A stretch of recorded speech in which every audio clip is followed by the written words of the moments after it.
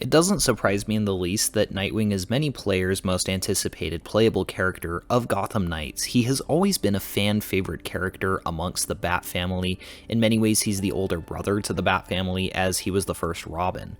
Originally, he was an acrobat at the circus with his parents, and then his parents were murdered by the mob, and he was taken in as a ward by Bruce Wayne and raised by Bruce Wayne. He, of course, wanted revenge against the person who ordered the hit against his parents, and Bruce helped him shape that rage into his own crusade, similarly to how Bruce had shaped his own rage into the Batman crusade. Now, a lot of that source material and origin seems to have been implemented very clearly into Gotham Knights. In fact, out of all the 4 playable characters, I would argue that it seems that Nightwing has retained his source material the best. His translation into this game seems to have been the cleanest from the source material. It feels very reminiscent of, again, the comic books and the animated series as well. It feels very similar with that origin story, and then even moving into his years as Robin, it sounds like he worked with Batman as Robin for a time, again similar to that source material, grew weary of Batman's tactics and the dark methods by which Batman would use to interrogate his enemies, get information out of people, beat up his enemies, and decided that he wanted to go and be his own hero. And so he became Nightwing instead of Robin, moved to Bloodhaven, a nearby city that he could protect by himself. And Nightwing is a character who really does feel like a good analogy for raising a kid, where eventually the kid is going to go to college, he's going to move out, and that's exactly what Nightwing did. He needed to find his own wings, so to speak. He needed to find his own voice and personality as a hero. He couldn't just be Batman's sidekick forever. He eventually grew beyond that and became his own person. Now, it sounds like in the canon of Gotham Knights, Batman's death happens at a rocky point between Nightwing and Batman's relationship.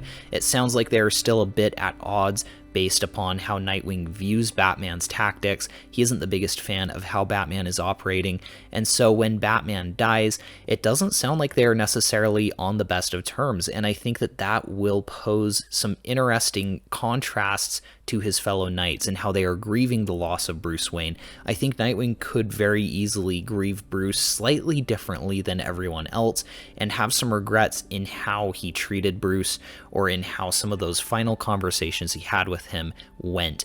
And maybe it will be a case of him not realizing how much Bruce meant to him until he's gone.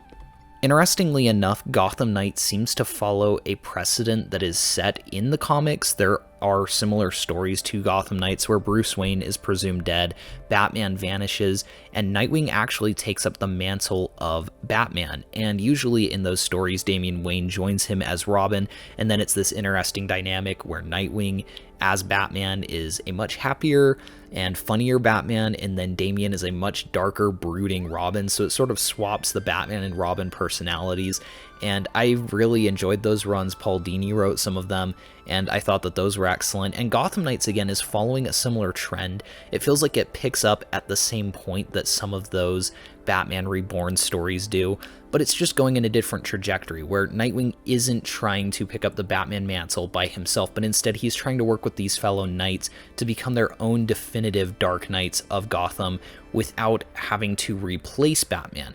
So instead they're trying to make their own personas, Batgirl, Nightwing, Robin, etc., as iconic and impactful as Batman was. And I think that that is going to pose a really cool gameplay loop for players, where you really will get to build the Knights into the versions of the characters that you want them to be, and you start with them kind of as those sidekicks, as that Bat family, and you're going to get to progress with them throughout the story and the campaign into them really being their own standalone heroes. And I think that that's a really cool and interesting prospect.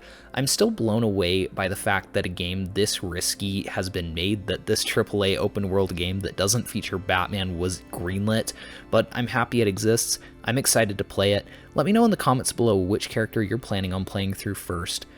And please make sure to like and subscribe if you enjoyed the video, and we will see you guys in the next one.